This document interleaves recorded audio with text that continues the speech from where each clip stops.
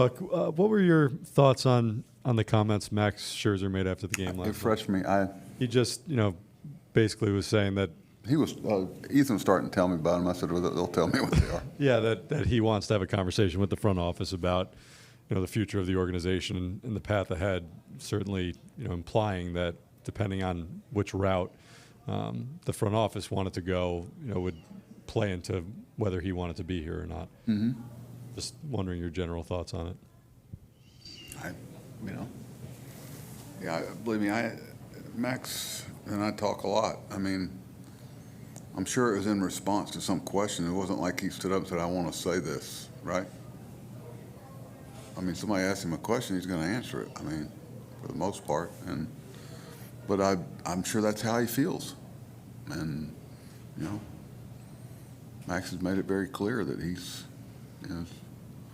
why he gets up in the morning. He wants it to be here. It's the way he's always felt. He likes it here. He's taking it on and all the responsibilities that come on with it.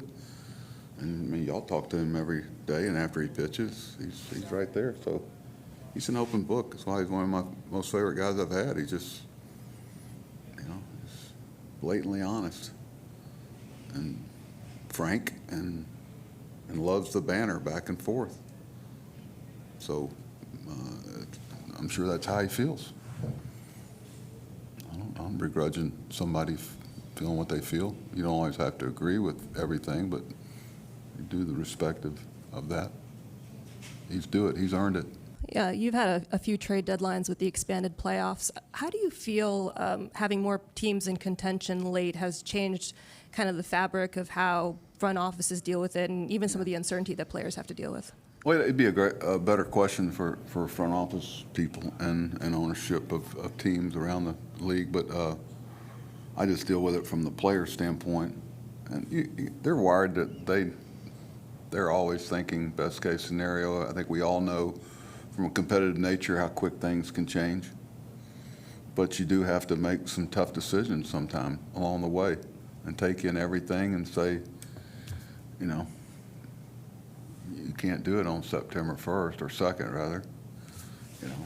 Sometimes you get forced. That's why a lot of people make good decisions, wait as long as they can, but also certain things happen. I think it's made it harder for front offices and ownership to make decisions because there's always that carrot, and then all of a sudden 2 or 3 wild card teams are the last team standing. It makes it even tougher. But I think every organization is a little different in where they are, and even in their minor league system, and where they are in players and their ability to procure players. I don't know. I'm trying to stay focused on what my job is and the 26 guys we have here, and trying to keep that not only physically but mentally and emotionally. And this time of year is a challenge. It's always a challenge, but especially this time of year, because you're always trying, like I said yesterday, put yourself in their shoes and try to stop the unknown from being there. And it's frustrating for me sometimes because I don't know a lot of times the unknown of how it's going to transpire. The only thing we can control is when they get through playing the national anthem. Buck, you've got Pham in left field. Mm-hmm. With his situation, coming back from the tight groin and also potentially being on the market. Does that ever enter your mind, or does the front office ever talk to you about not necessarily the lineup, but we might want to trade this guy if he aggravates that injury? That might make it more difficult. No, we've already done that, and he's done well with it. I talk to him all the time. I talk to him during the game 2 or 3 times. He's in a good place. He can push it if needed, and my plan is for him to get Sunday and Monday off. So this was all orchestrated through the medical staff and Tommy. In fact, we're being probably a little overcautious, but it has nothing to do with making sure he's available in some transaction that someone thinks is good. So, always we look at things through the medical people's eyes. We don't just pull this out of the air. The whole dynamic since it happened was to try to get him back to 100%. I'm hoping that by playing today and the next 2 days that we don't even talk about it anymore, because we're almost there now. But now that we've talked about it, we know it's going to happen tonight. Thank you.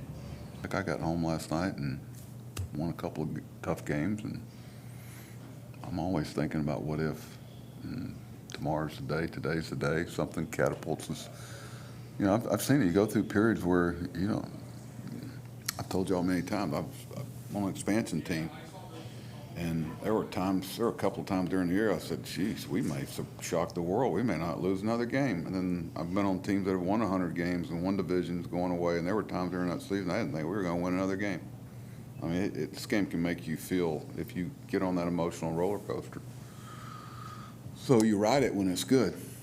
And it's always around the corner and the negative part of it. But at some point, some people have to make tough decisions on what's best for the future of organization on both sides of it. Marte, he's supposed to be here today, and we're going to get our arms around that. I don't know if there was any, I have not seen him yet.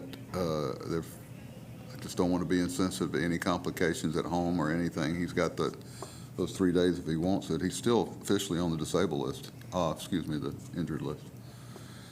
I'm having a real hard time with that. Y'all know it. I don't mean anything by it. I've had trouble with it forever.